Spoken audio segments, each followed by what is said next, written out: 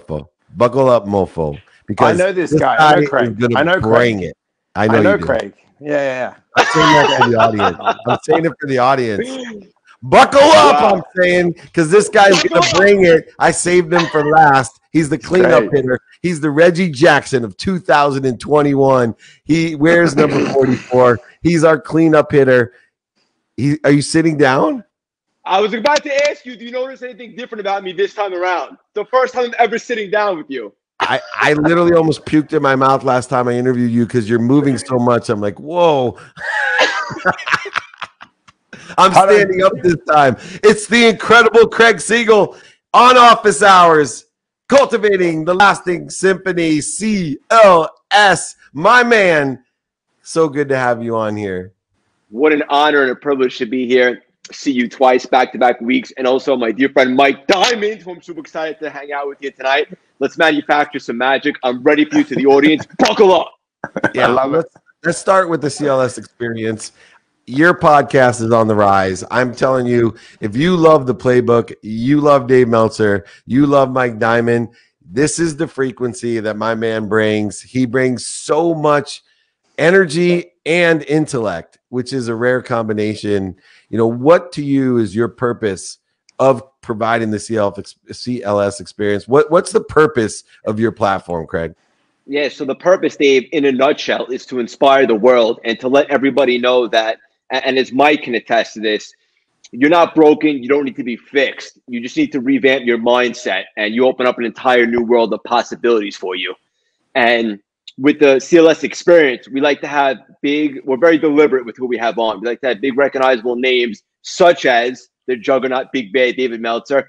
But most importantly, not about the success stories, because we have Wikipedia for that. We want to talk about the mindset required when we were going through adversity at rock bottom. How did we ricochet off? How do we push through challenges? What's the mindset required for stuff of that nature? Because in life, and you guys, both of you know this so well, no one's life just goes up in a straight line, especially like when you're an entrepreneur. It's like this. And so what's the mindset required to deal with all the struggles that it will eventually come? How do you push through that and then obviously continue to fly and be the best version of yourself? And on the show, we dive really deep. We get very personal. And on top of all that, I also it's very important to me to do equal with that is to make it fun, exciting, and have an experience. Because Dave, when we talked about this last week, just like back in the day in school, you could have a professor with the highest IQ, right? But if he didn't have a way to communicate, you're probably going to fall asleep in class. So I want to make sure I do the best job in the world to be able to entertain and give the audience a hell of an experience, have a lot of fun, but most importantly, get all that value from the mindset. My boy brings it. What do you think, Mikey D? He's awesome. We connected after he saw me on office hours. I love this guy because he's real. And what I love about what you're doing is, you understand the adversity. You walk the talk. You're a real dude, and you're in the trenches, and you understand what it takes to get it done. And he's deliberate. He's got purpose, and he's intentional, and he works hard. So, I love the guy. I follow his stuff. He's great, and he drives. So here's a question. Craig, someone comes on, they're struggling, they meet you. Look at us. We're three firecrackers. Seriously. If we were a basketball team, people wouldn't want to play us because we'd just be swinging punches.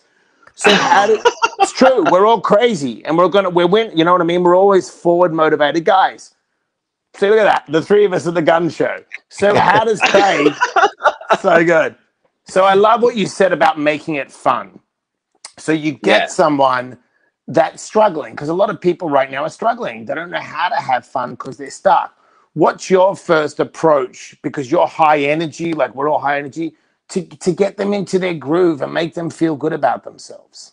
Yeah, number one, you have to be able to communicate. And a conversation that I had with you, Mike, and it was the only time we spoke on the phone, but something that you said that really resonated with me that I remember to this day was we're talking about NLP and all that great stuff.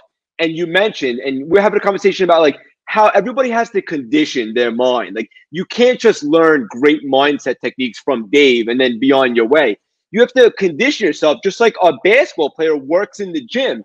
And you gave me this analogy, and it really hit home because I just resonated with it. You said, if you eat once a week, you'll starve. If you work out once a month, your body's not going to look great. It's no different with the mind. You have to condition yourself. So to answer your question, you have to be able to communicate with someone where they hear what you're saying and they actually want to apply the tools and get better for themselves.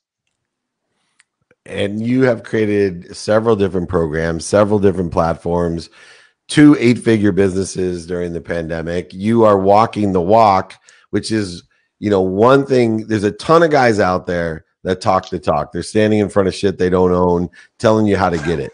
And it pisses me off. You are the opposite. You're telling them how to get it, and you're standing in, or actually you're now sitting in front of a white wall. By the way, I'm extremely observant. You got a new haircut too. So but anyway, but you have a starter shark program. And I, number one, love the name.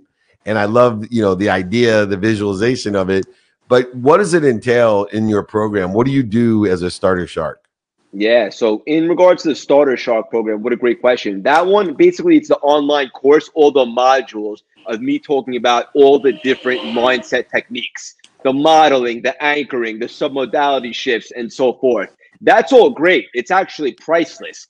But where that's different from the, say, the one-on-one coaching or the mastermind is it's not Craig one-on-one attention, so to speak. But you could still go through the program, get all the modules, get all the knowledge. But as we just discussed earlier, and Mike can attest to, it's much more effective when you have someone to be able to communicate with you, to be able to really deploy that wisdom into your mindset.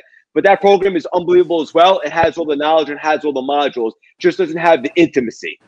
Let me ask a quick question before Mikey. So, obviously we're 3 different decades of age here and experience.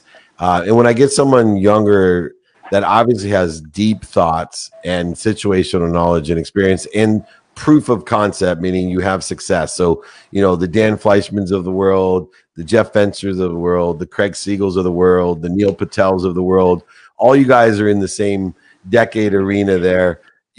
Where did you find your wisdom? Where did you find this knowledge? Because it obviously is working, and you have a better capability of communicating to people your own age than the middle-aged mutant turtle does. I may have a little different perspective and a little extra knowledge because I've paid more dummy tax, but you have a better ability to communicate that. Where did your knowledge come from? Give us some background on where these lessons that you've learned that are helping so many people came from. Yeah, Dave. So I'm just such a big advocate of sharpening the axe, as I like to say, just getting inspired from really using the world as my playground. I have 7 journals on my dining room table. Each one is from a different thing. And I'm just a student of the game. Like, how you said, like, when it comes to time, like you're a scientist with the time, like you understand how to create time. Like for me, I've always been a student of all the greats, like even books such as like the 48 Laws of Power, or just reading biographies on some of the greats who have done special things. There's always tools that you can apply in individual stories and figure out how to apply that elsewhere, because it's all systematic. It all goes back to the same mindset and so forth. So I just love to sharpen the axe. I get inspiration from all different areas. And just like when you and I collaborated with Dave, you were surprised with how much I knew about you. And it was 2 things, right? Preparation breeds confidence. But I didn't have to prepare for you. I wanted to, because I'm such a fan of yours and I respect you so much. And I see you doing great things, the highs, the lows, most importantly, what you're up to now. And so studying you and some of the success that you've had, I can't get enough of it. I'm addicted to like sharpening the axe and getting inspired. But I'll say this, it's nice to be able to get all the inspiration and then apply it. But I think all 3 of us know a lot of times in life, you have to go through it. You have to experience it to really get the most knowledge.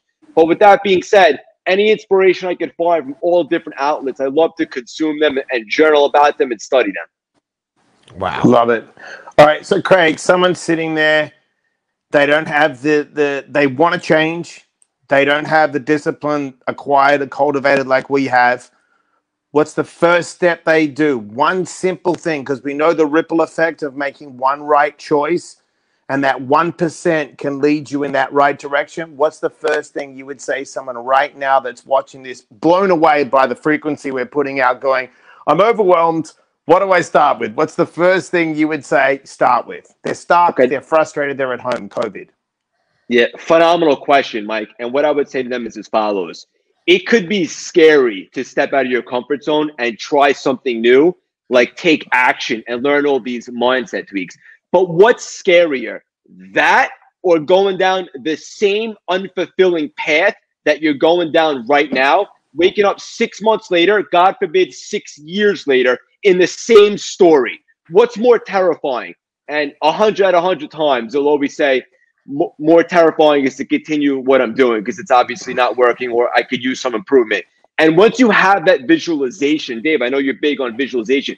Once you see yourself living in your worst case scenario, the choice to take action, which can be a little scarier, seems a lot easier when you compare it to the other result.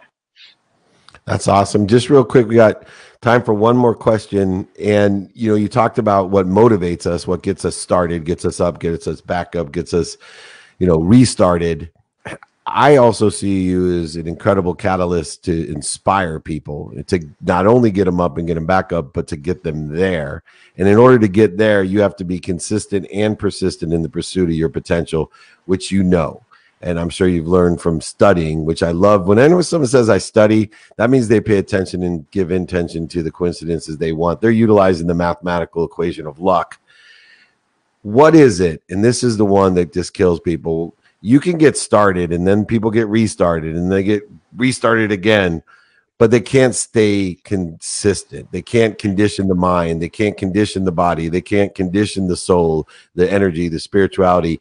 You are one consistent mofo. You got 7 journals on your chair, one for each day. That to me is the grip of consistency, someone that's in there. So to piggyback the incredible question of Mike Diamond, I want to go ahead and cheat a little and say, what do you say to someone that can get started but never can finish?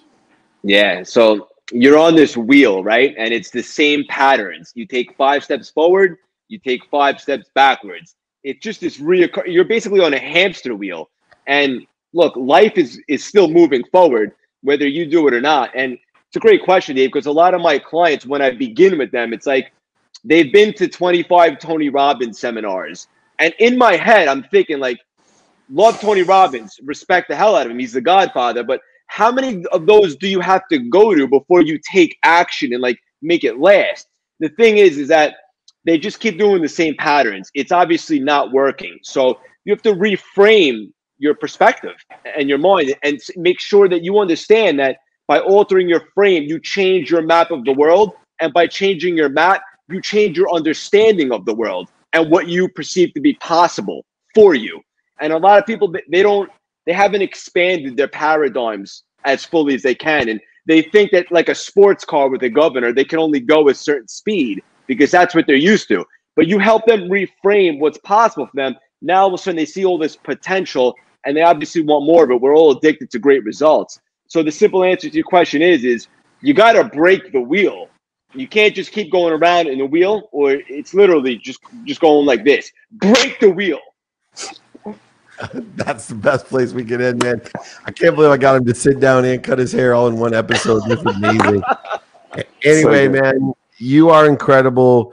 I give my full endorsement of my young mentee, Craig Siegel. I know Mike's doing stuff with him as well. We're big fans of yours. We appreciate you. We know what you're doing. I can't wait to see what you're going to do next.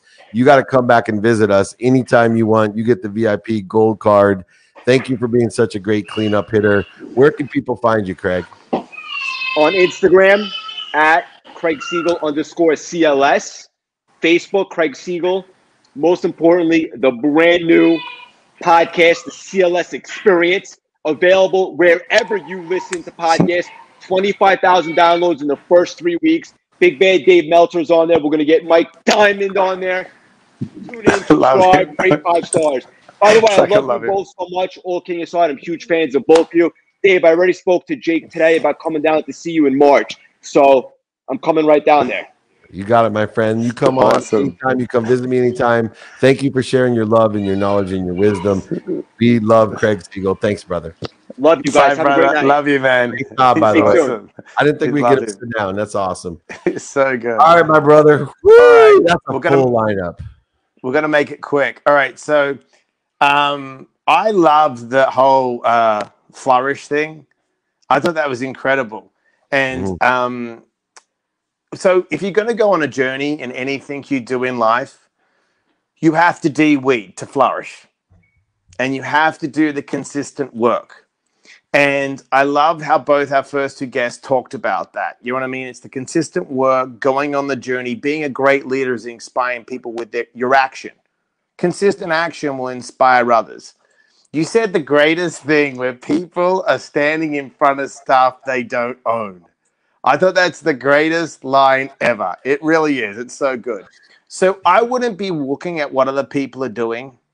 I would be worrying about myself, sitting in my own stuff and figuring out what I want to do, de-weed my stuff and having forward motivation and just stick on your own path. Get good mentors, study like we do, and just do the work and you'll close the gap. I love it. My quick takeaway is the planting of seeds.